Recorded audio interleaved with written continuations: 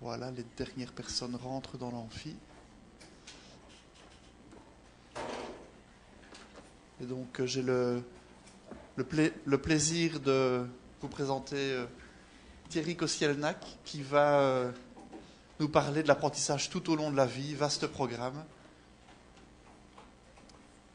Et donc en lien avec l'utilisation de Claroline. Merci Thierry. Pascal.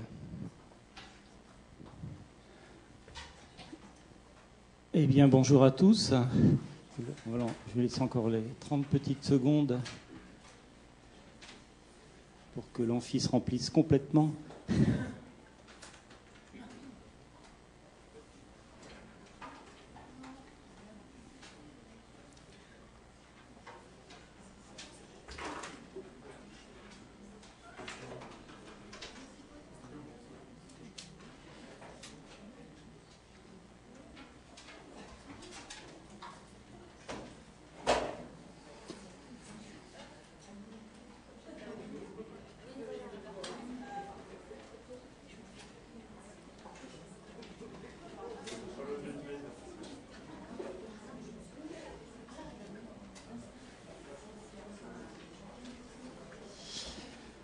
Bien, bonjour à tous.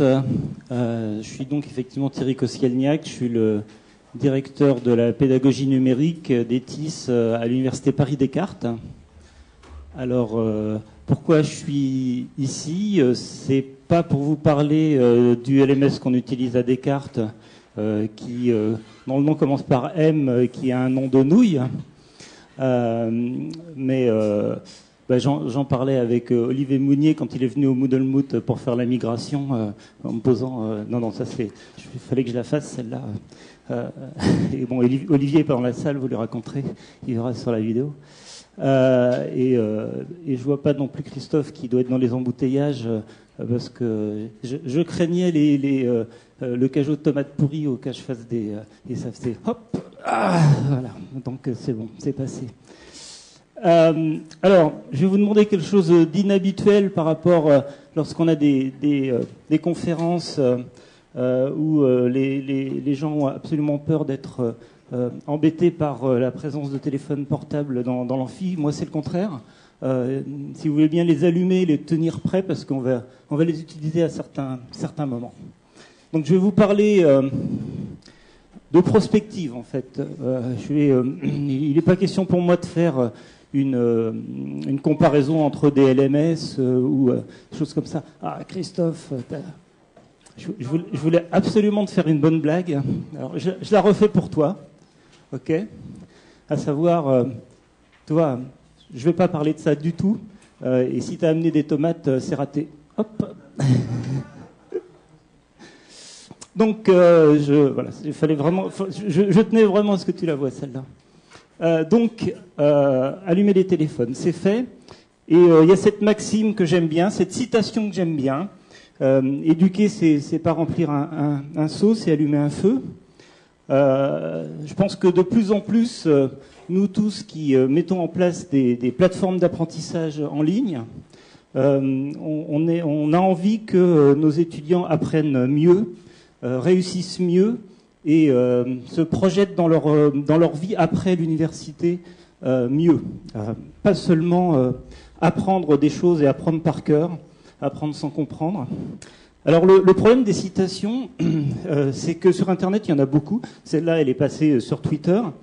Et j'ai eu la curiosité d'aller la vérifier. Et je vous engage à le faire. Il y a des sites assez sympas pour ça.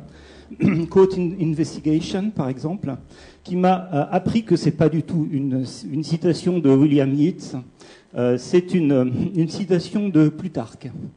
Il se trouve qu'il y a un bouquin où cette citation de Plutarque était accolée juste à côté d'une citation de Yeats, et peu de temps après, quelqu'un l'a attribuée à Yeats, et ça se fait assez souvent, visiblement, des erreurs de paternité, comme... À Montaigne aussi. Bon, maintenant, est-ce que ce site a raison? On peut voir, mais bon. Donc, comme je le disais, allumer un feu, ça prend plusieurs. Il y a plusieurs possibilités pour le faire. Et pour moi, ce feu, c'est pas simplement réussir un examen, c'est se projeter dans l'avenir et se positionner donc dans l'apprentissage tout au long de la vie, la formation tout au long de la vie, le lifelong learning, 3 L. Donc j'ai cogité à cette présentation que je n'ai jamais fait auparavant. Hein. Vous m'excuserez un petit peu des hésitations et des nuits courtes que ça m'a demandé ces derniers jours. Donc j'ai choisi un plan pour évidemment parler avec vous des enjeux de cette formation tout au long de la vie. Et puis, comme annoncé sur le titre, qu'est-ce que ça implique sur le futur de nos plateformes. Mais entre-temps, je me suis aperçu que si on n'avait pas une petite réflexion sur les défis de l'apprentissage avec le numérique et surtout la vision qu'on peut avoir des transformations technologiques pour nos étudiants et pour nous-mêmes, le lien entre ces deux notions allait pas de soi. Donc, première partie, les enjeux de la formation tout au long de la vie. Pascal, je compte sur toi pour le timing, puisque encore une fois, c'est la première fois que je le fais, et j'espère qu'on aura un petit peu de temps pour discuter.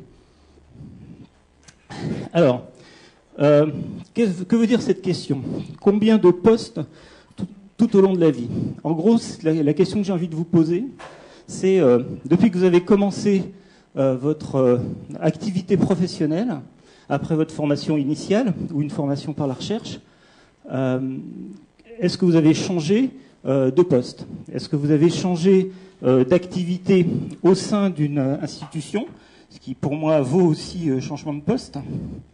Donc pour répondre à ça, A, vous avez toujours eu le même poste, B, vous avez changé 2 ou 3 fois, C, 4 ou 5 fois, et vous avez changé plus de 5 fois de poste depuis le début.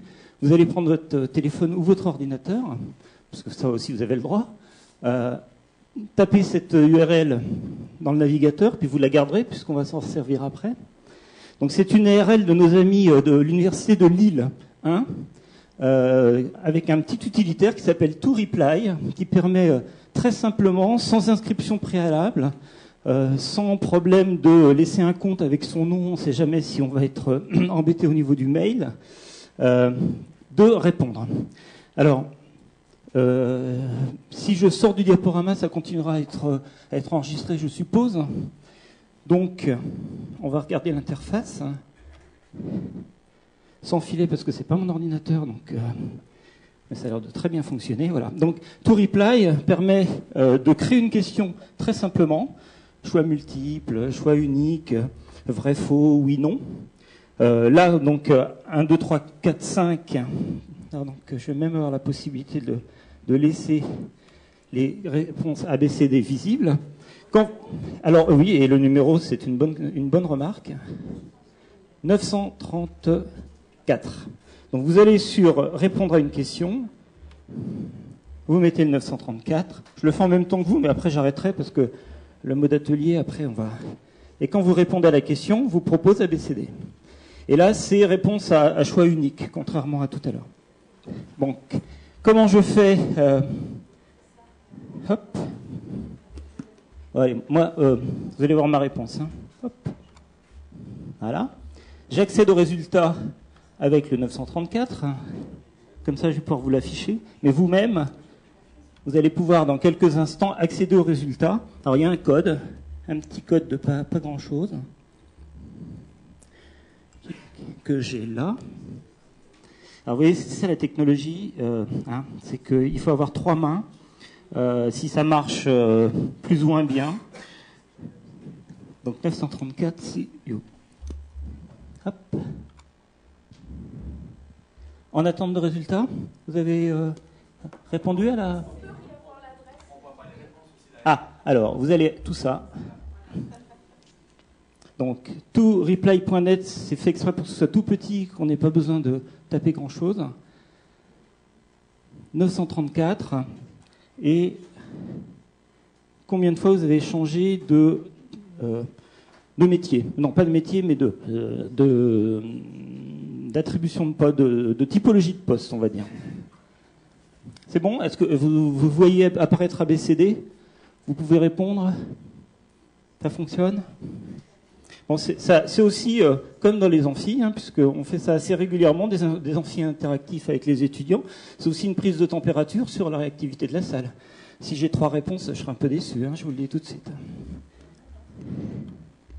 Alors, 934, accéder aux résultats. En attente de résultats? Ah bon, pardon. Ceci dit, j'ai répondu, c'est 934. Alors, bon, ça se veut très simple. Et la simplicité, c'est toujours bien, mais on a toujours envie d'avoir plein de fonctionnalités et donc de complexifier les outils. Là, j'ai déjà répondu une fois.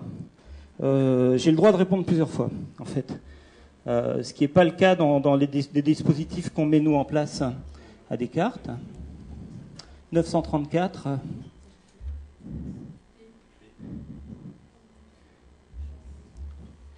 Puis après, si j'ai pas de réponse, je accéder aux résultats. Je dirais que c'est l'application qui fonctionne pas très bien.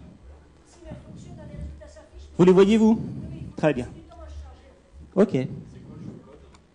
Alors, non, c'est moi qui ai le code. Le code, ça va me permettre de figer et de dire que c'est terminé.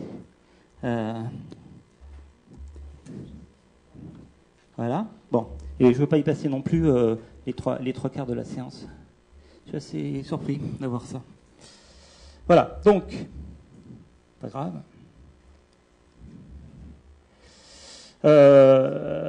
Donc, si je reviens au diaporama, dans mon exemple personnel, effectivement, j'ai changé 5 fois. C'est-à-dire que là, vous avez la vision de ma formation initiale en bleu, formation par la recherche pendant 3 ans. Vous imaginez quoi? Et puis ensuite, j'ai changé 1, 2, 3, 4, 5, donc peut-être 6 en comptant les 3 années de thèse. Et ce qui est assez amusant, c'est que j'ai commencé mes études universitaires, si vous connaissez peut-être la tour de Jussieu, là, qui était en construction, qui était en rénovation à l'époque. Et ensuite, j'ai travaillé pendant 7 ans au même endroit. Revenu dans mes amours universitaires. Et là, j'ai changé Université Descartes, dans ce bâtiment, où en fait, j'ai fait 1 année de DEA. Donc, vous voyez, je suis assez fidèle aux universités qui m'ont formé. Donc là, j'ai mis 4+3 parce que j'ai changé. Je m'occupais de l'ENT pendant 4 ans, et après... je m'occupais d'assistance à maîtrise d'ouvrage pour les TIC et TIS pendant 4 ans, et ensuite je suis passé sur l'équipe ENT. Et là, j'en suis à 4,5 ans. Vous voyez que par rapport à la moyenne de mon passage dans les différentes institutions, je vais peut-être bouger bientôt, je ne sais pas. En tout cas, je n'ai pas vraiment l'intention. Donc, les maîtres mots pour la formation tout au long de la vie, et je vais accélérer un petit peu parce que je veux vraiment tenir le timing. Compétences, donc on peut parler pendant très longtemps tous ensemble des notions de e-portfolio, des notions de mise à jour de compétences, changement de compétences quand on fait une reconversion professionnelle. C'est un travail énorme de changer de métier et acquérir de nouvelles compétences. La mobilité est aussi un facteur extrêmement important. J'ai d'ailleurs une anecdote là-dessus, puisque j'ai récemment une nouvelle stagiaire qui est arrivée, qui venait d'Angoulême, et qui tenait absolument à revenir sur Paris. Et elle me disait, moi j'ai envoyé des CV comme ça, en mettant mon adresse à Angoulême. Et quand je téléphonais pour savoir, tiens, pourquoi vous n'avez pas donné suite à mon CV, certaines RH disaient, ah ben, vous avez mis quoi comme adresse? Ben, Angoulême. Ah ben, attendez, nous on recrute sur Paris. Dès qu'on voit une adresse qui n'est pas à Paris ou proche banlieue, hop, poubelle. Donc c'est pas les gens qui sont pas mobiles, c'est aussi les recruteurs qui ne tiennent pas compte de facteurs et de possibilités pour les gens de bouger. Alors, il y a évidemment un nouveau cadre légal avec le compte personnel de formation. Alors, c'est là où la présentation n'est pas forcément la plus rigolote. Donc, je vous ai évidemment mis les références que vous connaissez probablement sur le cadre légal de ce nouveau compte personnel de formation qui remplace le DIF. Moi, ce que j'en ai retenu, c'est que avec le DIF, on pouvait choisir n'importe quelle formation. Maintenant, il va y avoir une liste des formations qui donne lieu à congé individuel de formation. Donc, je laisse les experts en formation continue traiter cette question-là, puisque moi je m'occupe de la formation initiale, même si j'aide les personnes qui font de la formation à distance en ligne pour la formation continue. Donc, je suis allé regarder par hasard quelles sont les ressources sur les deux grands sites français, APEC et Pôle emploi. Donc, APEC, si vous cherchez des ressources en ligne, vous voyez, chouette, on peut préparer sa mobilité professionnelle. Puis vous regardez un petit peu plus bas, mince, il faut s'inscrire, se contacter, puis c'est un atelier en présentiel. Donc pas de possibilité de faire ça à distance. De même, un autre service qui m'a l'air vraiment intéressant, Next Step, j'ai envie d'un nouveau poste, je veux justement évoluer, me reconvertir. C'est chouette parce qu'on va avoir un consultant qui va vous aider, mais pas en ligne. Il faut prendre un rendez-vous, c'est encore une fois du présentiel. Donc les dispositifs pour l'instant ne tiennent pas compte de la possibilité d'utiliser le numérique. À côté de ça, Pôle emploi vient de lancer des MOOC. Vous avez vu, il y a 4 MOOC qui sont sortis fin avril, si je ne dis pas de bêtises. Il y en a un qui n'est pas encore lancé. Donc ces 4 MOOC sont assez sympas, réussir un entretien d'embauche, faire un beau CV et s'organiser pour une recherche d'emploi et construire son projet professionnel. C'est pas forcément dans cet ordre-là qu'il faut le faire. Je suis allé regarder, je me suis inscrit aux 3 MOOC qui sont ouverts là. Donc c'est la plateforme EDX. Je connais bien puisque j'ai participé quasiment au lancement de France Université Numérique et essuyé les plâtres avec les premières versions d'EDX en tant que plateforme de MOOC. Et interface simple, on n'en demande pas plus à quelque chose qui fait du MOOC. Il ne faut surtout pas qu'on ait à expliquer aux gens comment utiliser l'interface. Et à ma grande surprise, par rapport à ça, puisque là il y avait un truc sympa qui était activité, c'est un peu grisé, je ne sais pas si vous voyez, de pair à pair. Donc une évaluation par les pairs. Donc c'était bien que cette fonctionnalité soit mise en place et fonctionnelle pour les MOOC de Pôle emploi. Et en fait, je regardais, attendu pour le 1er janvier 2029, dans 13 ans et 8 mois. Alors, je pense que c'est une question de réglage. Pour un MOOC qui a annoncé ouvrir le 4 mai et se terminer le 1er juin, il faut qu'il reparamètre un petit peu ça. Je me moque gentiment. Par contre, il y a quelque chose qui me gêne dans ce que vous voyez là. C'est que si on fait un MOOC pour des demandeurs d'emploi, pourquoi arrêter le MOOC au 1er juin Je suis allé regarder sur les forums, il y a pas mal de choses qui se passent. Il n'y a pas des milliards de commentaires, mais il y a effectivement des questions pertinentes qui sont posées. Pourquoi imposer à un MOOC sur Pôle emploi un début et une fin, c'est-à-dire un modèle extrêmement académique, extrêmement court, on ouvre au début de semestre, on ferme en premier semestre. Donc pour moi, c'est la critique principale que j'adresse au MOOC, qui est d'essayer de reprendre un modèle de cours en ligne, alors que ce ne sont pas des cours en ligne. Ce sont, par exemple, dans ce cas-là, une aide à acquérir des compétences tout au long de la vie. Donc, si on est tout au long de la vie, il ne faut pas qu'il y ait une date d'arrêt. Il faut que ça dure aussi longtemps qu'on est demandeur d'emploi et quand on a retrouvé un travail, effectivement, on n'a plus besoin d'utiliser ce MOOC. De même, la contribution estimée 2 à 3 heures par semaine. Je suis au chômage et on me dit c'est 2 à 3 heures par semaine ils font à peu près tous 6 séances, ces MOOC. Ils sont séparés en 6 chapitres. Non, moi, je sais pas, si je suis demandeur d'emploi, je pense qu'un MOOC, je vais le faire en 4 jours, quoi. Je vais regarder, je vais tout faire, essayer de tout comprendre, poser plein de questions. ça me semble trop adhérent au modèle académique. Je peux témoigner qu'actuellement on est en train de travailler sur un MOOC pour les lycéens, pour les aider à monter leur dossier pour postuler à notre IUT, ou plutôt aux IUT, pardon. En général, voire à des filières du supérieur relativement sélectives. On a plusieurs milliers, presque une dizaine de milliers de candidatures pour quelques centaines de postes à l'IUT. Donc vous voyez un peu le casse-tête. Ça, c'est un MOOC qui a une fonction aide à l'orientation. Ça n'a rien à voir avec on acquiert des compétences, évidemment, mais ce ne sont pas des compétences de type cours en ligne, de type compétences académiques. Et je pense que, c'est un autre sujet, mais les MOOC adressés à l'enseignement tout au long, la formation tout au long de la vie, il ne faut pas se tromper de cible et il ne faut pas se tromper de la façon dont on les fait.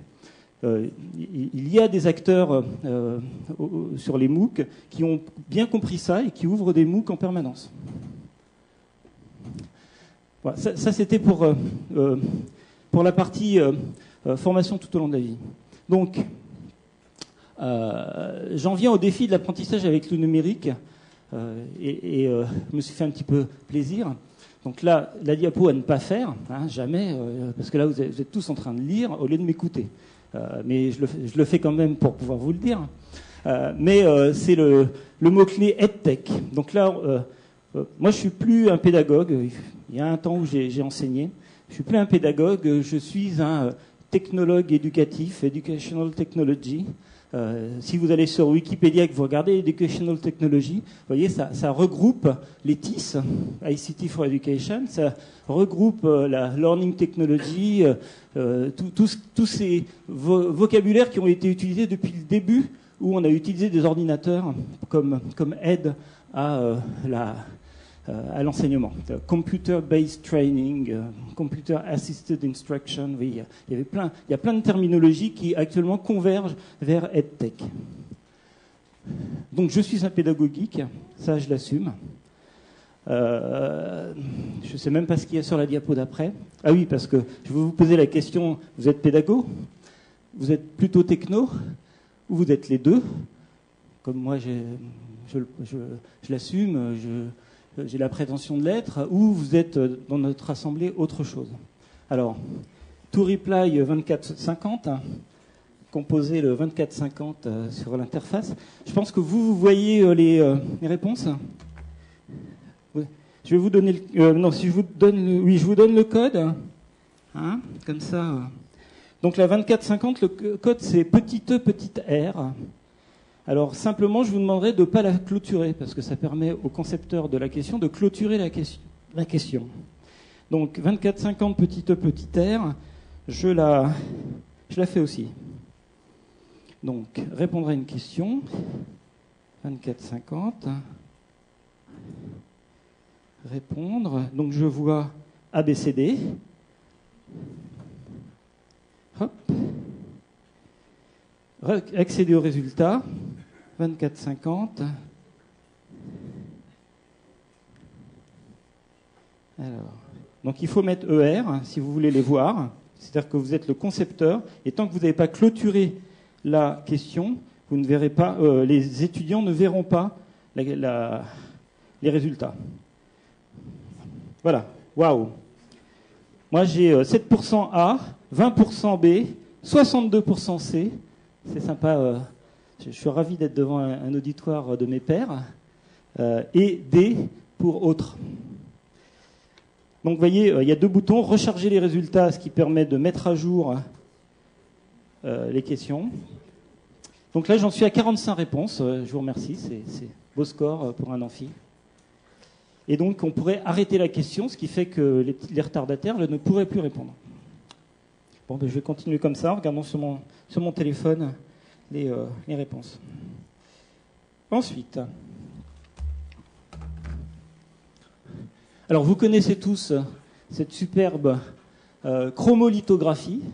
C'est une série de 24 chromolithographies qui sont à la BNF, Bibliothèque nationale. dans le cabinet des estampes. Donc je vous ai mis le lien parce qu'ils sont super.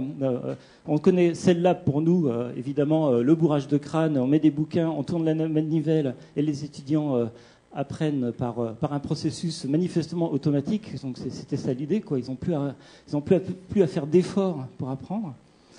Il y a d'autres chromolithographies que j'ai pas pu m'empêcher de vous les mettre. Il y a la correspondance cinéma-phono-télégraphique.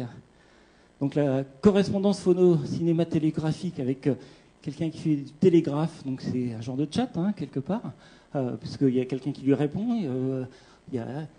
Ça, c'est quoi maintenant C'est ça. C'est Skype. Un dîner chimique parmi les 24. Le dîner chimique, on fait de la cuisine moléculaire maintenant, donc c'est extra. Un chantier de construction électrique avec un architecte dans une petite cabine, tout seul pour monter une maison avec des bras articulés, on ne sait pas très bien avec quelle énergie, mais seulement ils arrivent à tailler la pierre et faire comme ça. Regardez, on a des bras robots qui nous construisent plein de choses. Ça, c'est en l'an 2000, donc c'était la prospective, la futurologie. Mais on a surtout maintenant des imprimantes à maison. Imprimantes 3D, au lieu de mettre du plastique, c'est du béton. Et ça vous fait des murs. Donc ça, cette futurologie, elle était vraiment dans l'esprit. Et puis il y avait l'avenue de l'Opéra en l'an 2000. Et là, ça, ils sont plantés, parce que c'est pas du tout comme ça l'avenue de l'Opéra. Je peux vous dire que c'est pas que des piétons sur la place de l'Opéra. Ça se saurait. Bon. Alors, là, je vais passer à 2 diapos qui m'ont enthousiasmé en écoutant un orateur anglais à Berlin. Une super conférence qui s'appelle Online Educa à Berlin.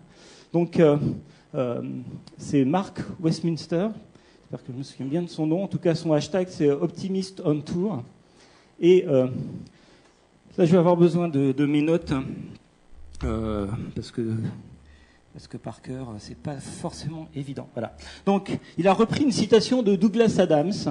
En tout bon geek qui se respecte vénère Douglas Adams, qui a écrit le guide du routard galactique, entre autres, et la solution à la question ultime de l'univers. Vous connaissez la réponse de la question 42, super. Donc, la citation, là pour le coup, la paternité est bonne, de Douglas Adams, c'est, alors je vous la traduis en ligne, je suis arrivé à définir des règles qui décrivent nos réactions, la façon dont on réagit aux technologies. Avant 15 ans, donc depuis la naissance jusqu'à 15 ans, en fait, on trouve ça complètement normal et ordinaire. On est tous nés, il y avait, quand on est arrivé à 15 ans, il y avait des télévisions. La technologie de télévision, pour nous, c'est pas quelque chose qui nous a fait. Bon, avant nous, il y a des gens qui sont emparés de la télé éducative, qui sont emparés de la télévision comme outil pour former. Est-ce que quelqu'un aurait l'idée de monter de faire une chaîne de télé? J'entends télé, pas web TV, pour ça. En termes de technologie, utiliser la télé hertzienne, non zut, elle n'existe plus. La TNT pour ça. Bon. De 15 à 35 ans, en fait, on a tout ce qui a été inventé à ce moment-là. Je suis désolé, c'est pas un gilet pare-balles pour mon problème de nouilles là dont je parlais tout à l'heure. C'est un problème de dos. Voilà. Donc tout ce qui se passe entre 15 et 35 ans, c'est parfaitement excitant, révolutionnaire, et on a envie d'en faire son métier. J'ai transposé à ma propre expérience. Effectivement, plus près de 35, le web est apparu. Et moi, je suis effectivement complètement immergé dans le web. Et c'est ça la technologie. Mais quand je réfléchis bien, mes filles, qui viennent d'entamer leurs études supérieures, elles sont nées après le web. Pour elles, le web, c'est quelque chose de complètement naturel. D'ailleurs, il y en a une qui est partie dans des études de web design, c'est normal. Et enfin, tout ce qui est après 35 ans, toutes les technologies que vous voyez après 35 ans sont absolument, quels sont ces termes exacts contre la nature de l'ordre des choses, pour vous. À savoir, j'ai des collègues pour qui les réseaux sociaux, Twitter, pour pas le nommer, c'est contre nature. C'est pas un truc, c'est totalement aberrant, inutile. Bon. Moi qui fais toutes mes diapos en mettant ceci pour que vous puissiez me suivre et faire la veille technologique que je réalise sur Twitter quand je me balade, bon, ça me pose un vrai problème et j'adore cette diapo. De même, donc, Mark Stevenson nous a projeté cette diapo qui est en fait donc la vitesse d'adoption d'une technologie. La vitesse d'une adoption d'une technologie, là c'est le nombre d'années que vous voyez affiché ici, nécessaire pour que 25% de la population des États-Unis, parce que c'est une étude qui vient du National Intelligence Council, donc une direction qui chapeaute le FBI, la SCIA, les trucs étatiques qui réfléchissent et qui font de la prospective et de la futurologie et qui pondent des projets pour 2030, des idées pour 2030. Donc, vous voyez qu'il a fallu 46 ans pour qu'un quart des États-Unis ait l'électricité. Il a fallu 7 ans pour que le World Wide Web, pour que le web innerve alors, que dire des tablettes? Que dire des objets connectés? Il faut continuer ce tableau. En combien de temps les Américains, un quart des Américains seront équipés d'objets connectés? J'ai pas fait de petit sondage là-dessus, mais ici, il y a des gens avec des objets connectés sur eux en permanence, suffisamment geek pour avoir un truc dans la poche ou à la ceinture. Levez la main, osez. Ouais, 2, 3. Vous allez voir. Donc, est-ce que vous avez cette attitude-là sur les objets connectés, en vous disant qu'est-ce qu'ils nous ont encore inventé? On en reparlera. Et donc pourquoi j'ai fait ce petit entracte technologique de réflexion sur la technologie entre la formation tout au long de la vie et une réflexion sur le futur de nos plateformes? C'est parce que je pense que les étudiants sont dans cette situation où ils vont adhérer à des technologies bien plus vite que nous. Et si on n'est pas capable de rattraper le fossé qui se creuse avec nous, vous allez voir, ils vont faire sans nous. Donc ça, c'est les références, parce que je tiens évidemment à le citer, de Mark Stevenson. Alors vous avez l'URL pour aller regarder ses speeches. Il parle extrêmement vite en anglais, donc il y a heureusement une vidéo qui est sous-titrée, mais le reste, il faut s'accrocher. Alors c'est un futurologue, acteur, consultant auprès de grandes compagnies, donc qui essayait un peu de leur remuer les méninges en leur disant eh oh, ne vous endormez pas, ou ne vous dites pas c'est quoi cette technologie, mais qu'est-ce qu'on va bien pouvoir faire avec, on verra plus tard. Non, c'est emparez-vous de ce qui se passe, emparez-vous des petites startups qui sont en train de monter des choses et regardez ce que vous allez pouvoir faire avec avant que ces petites startups ne vous bouffent. Il prenait comme exemple, Skype n'a pas été inventé par une entreprise de télécom. C'est deux geeks en Estonie, je crois, qui ont lancé ça. Et ça a été racheté par Microsoft. Donc, encore un petit sondage. Parmi les prochaines technos, donc les prochaines technologies qui arrivent, à votre avis, laquelle va être complètement disruptive, complètement qui va révolutionner nos vies? Donc 557 code 557 code AH, A comme Anatole et H comme Henri. Donc 557, j'y réponds. Répondre à une question. 557. Ah. Moi j'ai ABCD. Des soucis de quel ordre? Mais je fais pas de support sur la plateforme. Je vous le dis tout de suite, et surtout pas pendant la conf. Erreur SQL, waouh. Alors c'est une réponse à choix multiple. J'ai oublié de le dire, c'est un peu. Vous pouvez, ouais, je suis désolé, mais vous pouvez répondre plusieurs fois, hein, donc allez-y. Ça me donnera l'impression qu'il y a vraiment plein de gens qui suivent. Donc, réponse à choix multiples, on valide. Accéder aux résultats, 557 AH. La question, c'était, parmi ces 4, laquelle ou lesquelles technologies seront complètement disruptives dans les années qui viennent, vont vraiment révolutionner notre façon de vivre. Ah, il y en a qui soufflent, quoi. C'est la question ou c'est la techno? Oui. Ça marche. Merci beaucoup. Je devrais pouvoir le faire. Accéder aux résultats. Vraiment, ça marche pas. Vous le voyez, vous, les résultats? 557? Oui. A, H.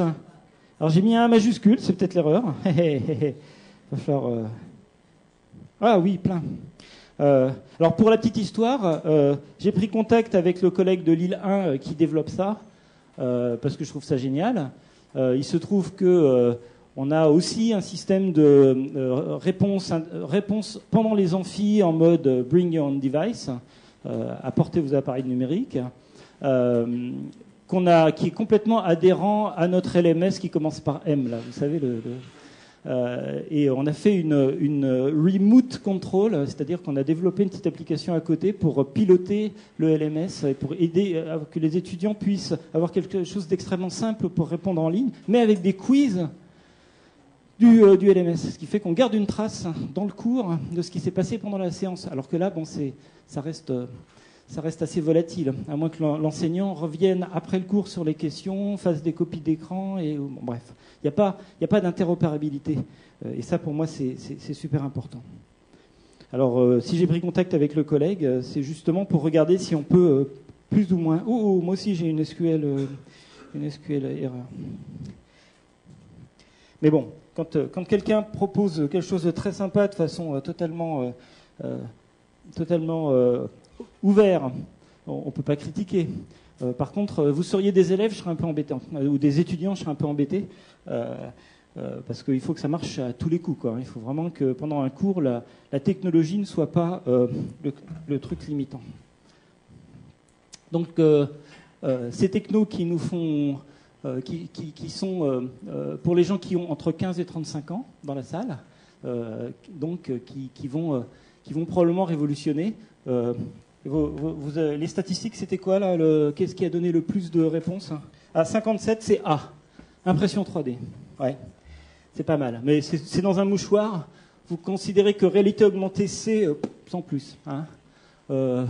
Moi, je pense que réalité augmentée, ça va nous arriver en plein dans la tête dans très peu de temps. Je vous en parlerai dans 2 minutes. L'impression 3D, j'ai fait exprès de ne pas mettre imprimante 3D, hein, parce que impression 3D, vous avez vu, on fait des maisons. Ils ont annoncé qu'il allait y avoir... Il y en a qui font de la nano-impression 3D, donc ils font des structures à l'échelle du nanomètre. Il y en a qui font de l'impression 3D de tissus vivants et qui font des organes, puisque je suis dans une université sciences de la santé, médecine. Ça va impacter de plein fouet tout un tas de choses. Donc l'impression 3D, effectivement, ça va vraiment être quelque chose qui... Et quelqu'un disait, à partir du moment où ils ont aussi des imprimantes qui arrivent à imprimer le métal, donc on arrive à un stade où, avec plusieurs imprimantes 3D, on fera une imprimante 3D. C'est-à-dire qu'on va avoir réplication et refabrication. Modèle économique, hein, Mark Stevenson disait, on va avoir des foyers, vous aurez un capteur solaire, une imprimante 3D, votre petit jardin à vous, votre compost, ou à l'échelle d'un pâté de maison, ou à l'échelle d'un village. Il y a une île au large d'un pays nordique qui est déjà autosuffisante en énergie, avec des éoliennes marines. Bon, bref. On passe du consommateur au producteur. Eh ben, nos étudiants, ils vont passer du stade étudiant au stade enseignant. Je vais vous le prouver. Donc, des technos, encore une autre que je n'ai pas citée dans la BCD exprès, l'intelligence artificielle. Watson de chez IBM, qui a réussi à battre des humains au jeu, je crois que c'est Jeopardy, si je ne dis pas de bêtises, donc un jeu de culture générale.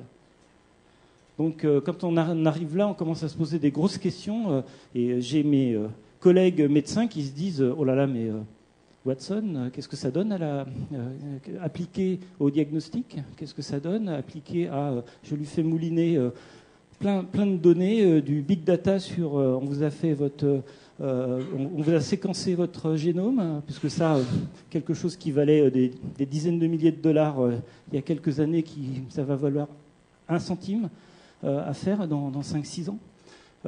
Bon, quelque chose qui va avoir votre IRM, votre scanner, votre machin, et qui aura toute l'intelligence derrière pour faire du diagnostic. Où allons-nous? Donc, sur cette dernière réflexion, j'en arrive au futur de nos plateformes. Il me reste combien de temps? Un quart d'heure, super, donc on va avoir le temps pour des questions. Le futur pour nos plateformes d'apprentissage, en fait, c'est le cœur de ce qui nous intéresse tous. Il se trouve que fin mars, je ramène tout souvent à moi, hein, c'est normal, parce qu'on essaye de réfléchir par rapport à notre propre expérience, notre petite expérience. Donc j'ai organisé la Nuit du numérique. La Nuit du numérique, c'était la deuxième fois qu'on faisait cet événement, c'est prendre une trentaine d'étudiants et les faire travailler pendant 30 heures d'affilée. Donc un genre de marathon. Je ne veux pas utiliser le terme hackathon, parce que hackathon, c'est développement. Hein, c'est les hackers, et on développe pendant une nuit. Et on sort quelque chose. Là, non. C'est des étudiants qui sont dans un lieu, qui viennent donc il y a des porteurs de projets qui viennent. On vote sur quel projet. Les équipes se forment au début de la trentaine d'heures. Il y a évidemment un suivi méthodologique, il y a un suivi de formation pour les aider à s'organiser et aller à faire cet exercice de style de ne pas dormir quasiment pendant 30 heures. Et je les ai suivis. Et on leur met en place tous les moyens pour faire du prototypage. Donc ils viennent avec un sujet, avec une idée, ils se mettent à plusieurs, c'est complètement pluridisciplinaire. On avait évidemment quelques étudiants en médecine, mais c'était ouvert à tous les étudiants de France et de Navarre. On a qui sont venus de Lyon, en anatomie, hein, nos amis de Lyon 2, hein, si je ne dis pas de bêtises. Non, Lyon 1, bien sûr. Est-ce que je l'ai fait exprès, Christian Christophe? Et donc, ils ont participé à ces projets et ils ont sorti des prototypes.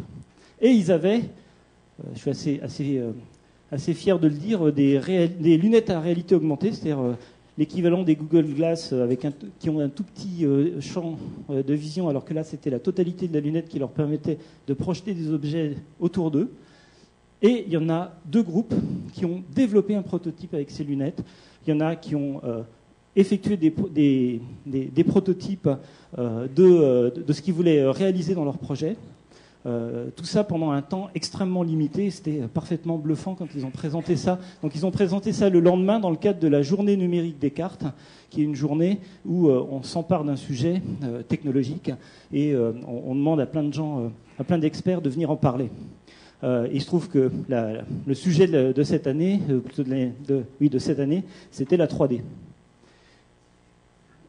Ça, pour les étudiants, quand on les voit travailler sur les projets, c'est absolument fabuleux.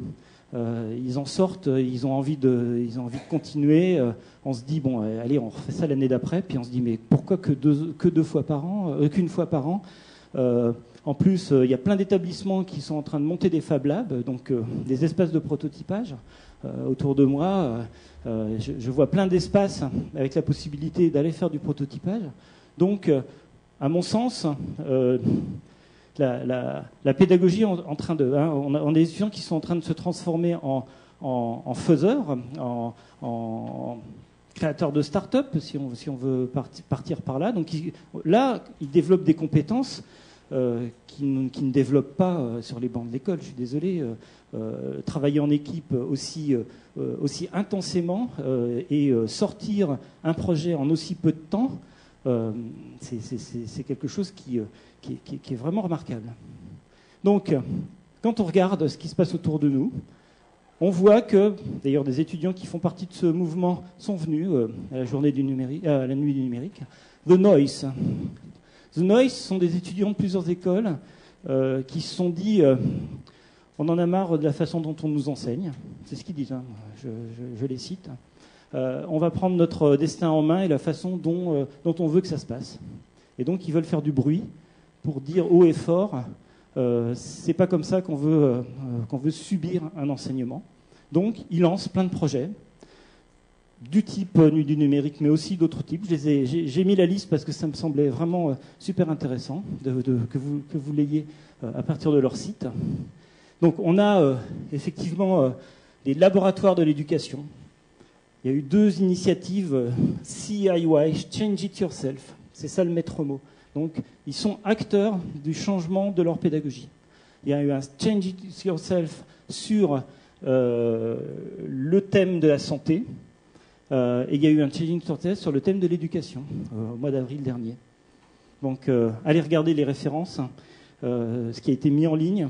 Et ce qui est impressionnant dans ce que font ces étudiants, c'est qu'ils sont complètement, ils maîtrisent complètement les outils en ligne pour faire ça. Ils font pas ça sur des plateformes d'enseignement, d'apprentissage. Ils font ça avec Meetup pour lancer leur hackathon ou la journée qu'ils veulent faire. Ils utilisent c'est pas Spotify, c'est Spotify. Ils utilisent des outils de génération de sites web en ligne, c'est Strikingly, comme moi je respire, quoi. Et ça, c'est aussi extrêmement intéressant parce qu'ils maîtrisent parfaitement la communication autour de leur projet. Pour moi, il y a quelque chose qui est vraiment fondamental dans l'évolution de ce qu'on fait avec nos plateformes. Donc eux, ils prennent leur destin en main. Nous, il faut aussi qu'on revoie le modèle. Évidemment, c'est pas quelque chose d'original ce que je dis là, hein, que l'enseignant, le cours magistral. Vous savez, il y en a qui parlent très très bien de la classe inversée à la place de moi. On va vers des rôles de tuteurs. On va vers des rôles donc de travail entre pairs. On va aussi vers des rôles de mentors. Récemment, j'ai appris qu'il y a un MOOC qui proposait un mode premium à plusieurs centaines d'euros par mois, par mois, oui c'est ça. Donc plusieurs centaines d'euros par mois comme abonnement pour avoir quelqu'un qui vous suit personnellement. Vous avez face à vous un expert dans la matière dont vous souhaitez acquérir les compétences, un expert métier, pas forcément un enseignant. Et il va vous accompagner jusqu'à ce que vous finissiez votre cours en ligne. Je ne parle pas de MOOC aussi, parce que là, on est vraiment sur du cousu humain, même si les technologies sont celles du MOOC. Donc, le mentorat, plein d'idées qui se dégagent. On a des étudiants qui sont tuteurs, mais est-ce qu'on peut faire des étudiants mentors ? C'est-à-dire que pour lutter contre l'échec des premières années, avoir vraiment payé des étudiants qui vont aider un étudiant, un seul. C'est des idées, évidemment, il me vient à l'esprit plein d'objections pour dire oui, mais attention, tu vas avoir 30 masters pour plusieurs centaines d'étudiants en licence. Comment tu fais ce dispositif ? Faut imaginer, faut y réfléchir. Et c'est pour ça que je fais ici de la prospective et pas... Et je ne vous donne pas, évidemment, des solutions. Pour moi, le maître mot, et je vais conclure là-dessus, puisque c'est ce qui nous importe, c'est l'interopérabilité des plateformes est absolument fondamentale.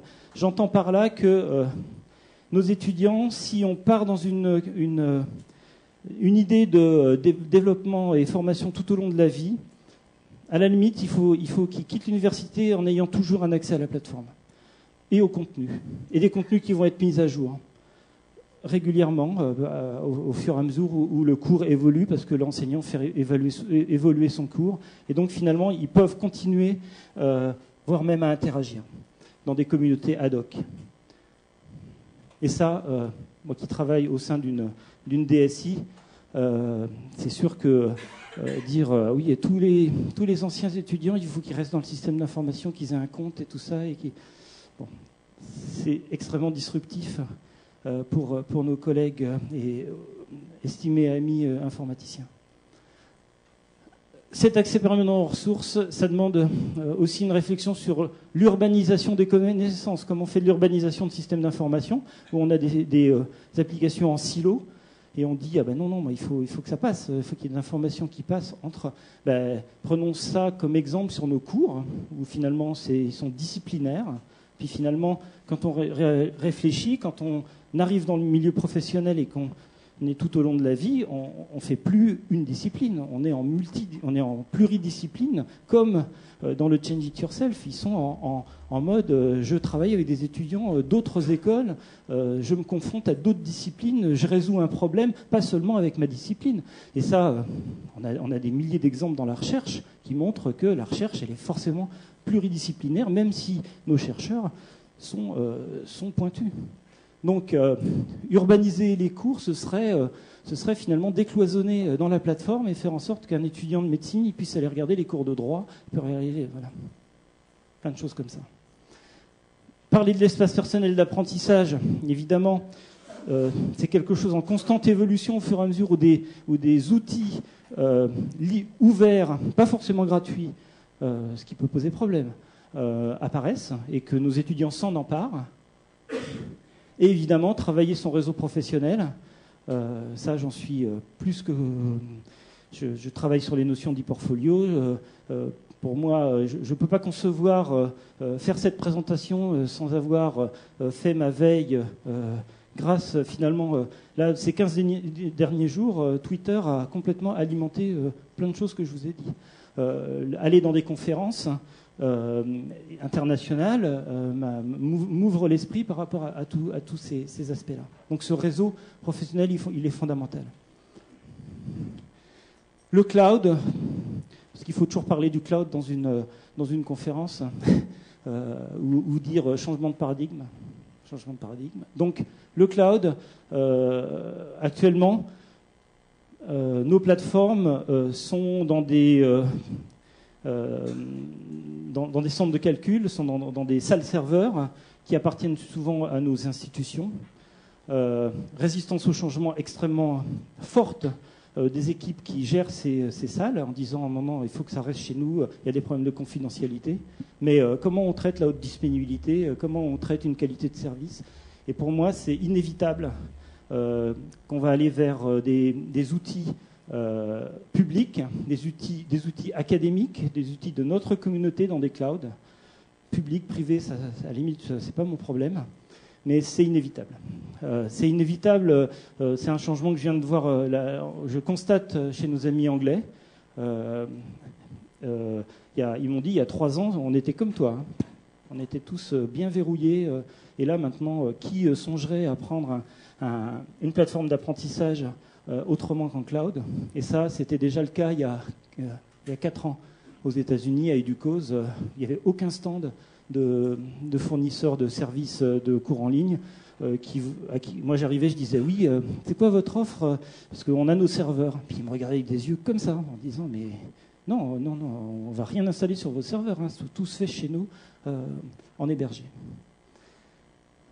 Donc, je finis sur cette diapo pour vous témoigner que si on ne le fait pas, il y a des étudiants qui sont en train de penser à faire des plateformes nationales de formation professionnelle. Dans les métiers de la santé, j'ai un jeune interne qui est en train de monter une start-up en disant, voilà, je ne vais pas vous dévoiler son business model, mais il a envie de faire bouger les choses, de faire en sorte que les personnels de santé aient un bilan de compétences, que les patients puissent voir ces compétences en ligne. Vous voyez un peu et bon, on est déjà dans des démarches. Maintenant, moi j'ai un exemple proche dans ma famille. Il y a une semaine, je suis rentré au pays, à Reims, et une cousine qui nous annonce qu'elle a un petit souci. Et elle dit, je suis allée sur des groupes de malades qui ont le même souci, et j'ai vu, et on parlait de quels sont les grands pontes à aller voir et tout. Donc ça, on est déjà dans des plateformes et dans du travail en ligne sur des outils qui ne sont pas des outils académiques. Et donc, c'était une petite digression, tout ça pour dire que dans ce projet de formation professionnelle du personnel de santé qui n'est pas porté par une université, il y a tout ça. Il y a les badges, il y a faire un MOOC comme produit d'appel, faire des outils de numérisation pour tous les organismes de formation qui ont plein de contenus théoriques, qui auraient bien besoin de faire ça en e-learning. Et quand on fait une veille, on voit tout de suite qu'il y a plein de plateformes où il y a plein d'outils qui vous disent on vous numérise très facilement vos contenus. Et nous, on fait ça pour l'instant de façon extrêmement artisanale. Donc je vous remercie de votre attention. J'espère que j'ai un peu de temps pour discuter avec vous. Merci, c'est gentil.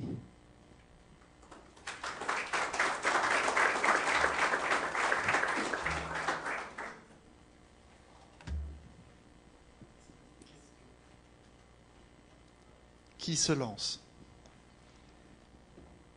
Attention, sinon je désigne. Non, c'est toi. Christophe? Ouais, mais Christophe, c'est toi. De toute façon, je peux même pas éviter parce que rien que de faire ce mouvement-là, je peux pas le faire déjà. C'est juste pour compléter ce que tu as dit sur la réalité augmentée. Il y a un lieu en France, on peut faire la veille là-dessus. Tout ce qui est réalité augmentée, réalité virtuelle, c'est Laval Virtual, ça existe depuis 17 ans. Et ce que tu as fait la nuit à Paris, eux ils font ça depuis je sais pas combien d'années, des compètes d'étudiants, soit en réalité virtuelle, soit en réalité augmentée, et ils demandent pendant toutes 48 heures aux étudiants, alors ils viennent du monde entier, il y a des Japonais, il y a des écoles à Montréal, etc., de réaliser des projets. Et ce qu'on voit apparaître depuis 2 ans, c'est les objets connectés qui rentrent dans les réalités augmentées, avec des leap motion, avec des choses comme ça, on peut interagir avec ces objets, on peut enregistrer ces mouvements, donc il y a toute une interconnexion autour de ça. Et sur la pédagogie par projet, avec Jean Pouly qui est là, en rouge, chaque année on organise, excuse-moi de te réveiller Jean, de l'Université de Saint-Étienne, on organise des événements avec des étudiants, pareil on les fait bosser sur des projets, et ça a lieu, ça s'appelle Villard Digital, ça a lieu en hiver, pendant 3 jours au-dessus de Grenoble, dans le Vercors. Et les étudiants doivent résoudre des problèmes de la ville ou de la communauté ou du territoire avec le numérique. Et donc, il y a des étudiants qui viennent d'IUT, de licence pro, de marketing, de l'immobilier, etc., etc. Et avec le numérique, comment on résout des soucis? Alors, il y a 2 ans, ils bossaient sur le commerce électronique. Ils avaient réalisé pour vendre le bleu du Vercors, je crois que ça s'appelle le fromage, une petite dame des polaires, d'autres des pantoufles, etc., etc. Donc les étudiants devaient réaliser le site web pour vendre une solution, faire un reportage, faire des vidéos, faire le catalogue, faire une application mobile, etc., etc. Et tous les soirs, ils viennent pitcher dans la salle des fêtes devant toute la population pour expliquer comment ils ont fait, etc. Et donc les étudiants au départ sont par équipe de 4, 5, 10, ça dépend, et avec des étudiants de l'EM qui ne se connaissaient pas avant. Et donc, on voit comment on les fait bosser, on les perturbe aussi. À 18h, par exemple, cette année, j'aurais dit, les gars, vous me faire un pécha-coucha pour 20h. Donc, ils ne savaient pas ce que c'était qu'un pécha-coucha, tout reformaté, et tout ça, etc. Et sur ces deux réflexions-là, je rebondis en disant, c'est nous qui organisons actuellement, mais ils vont le faire eux-mêmes. Là, pour janvier, je sais qu'il y aura un hackathon dans notre fac de médecine. C'est pas mon service qui l'a mis en place. C'est les étudiants qui sont venus me voir en me disant en janvier, on va faire un hackathon. T'en es ou t'en es pas? Si j'en suis pas, ça se passera. Laval virtuel, évidemment, Cocorico, c'est un espace international. Tout le monde converge en France sur ces technologies-là. On reste leader sur tout un tas de services numériques, le jeu en ligne et tout ça, les jeux vidéo. Laval Virtuel, il y a une des 2 équipes qui a fait le numérique, qui est allée avec les lunettes réalité augmentée, qui nous ont été données par la société américaine qui a traversé l'Atlantique pour la nuit du numérique. C'est-à-dire que je les avais vus, encore une fois, à Berlin, sur un stand. C'est E.ON. C'est Metaglasses. Oui, mais la société qui s'est installée en France, à Laval, justement, c'est E.ON. Oui, E.ON, avec effectivement tout un pôle aidé au niveau de la région sur cette thématique de la réalité augmentée. Donc, nous, on arrive à faire venir des spécialistes, des start-up hyper pointus sur de la réalité augmentée. Et ils sont tellement contents qu'ils nous disent « Allez, tiens, on vous laisse les lunettes ». Et ils étaient ravis qu'elles aient été montrées à Laval, évidemment. Et donc sur l'autre aspect, comme je me répète, ça va plus être des événements une fois par an. Ça va être des événements qui vont devenir de plus en plus répandus, de dire allez, on fait une équipe et on s'attelle à un problème, peut-être un problème de société qui peut être très vaste, faire une plateforme de formation professionnelle de tous les métiers de la santé. Hein. C'est pas un petit projet. Hein. Mais ça peut être aussi une app. Dans le CIY de santé, ils ont imaginé une app qui permet facilement de gérer des rendez-vous pour les médecins. Et que les patients puissent refiler les rendez-vous les uns les autres. Tiens, je peux pas y aller, mais il y a une bourse au rendez-vous. Bon. Et ça, c'est une app, c'est développable en 2 coups de cuillère à peau. Comme François Bocquet me disait qu'il y avait une app qui fonctionne pour les lycéens, les collégiens, pour aller à la cantine. C'est-à-dire qu'ils peuvent choisir une table à la cantine, ils réservent une table avec leurs copains. Donc ça veut dire qu'on sait à l'avance combien il y aura de repas, on sait à l'avance, il n'y a plus de queue pour aller parce qu'ils réservent à une certaine heure. C'est une app qui se fait aussi en 2 coups de cuillère à peau.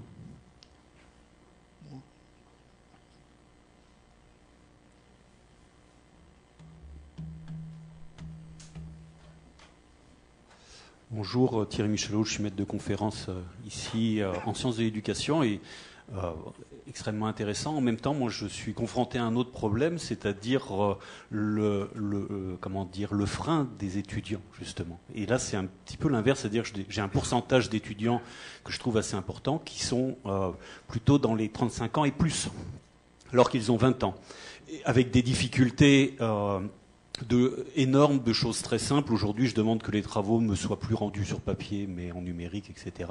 Et des étudiants qui continuent à me donner par papier en me disant on ne peut pas faire autrement.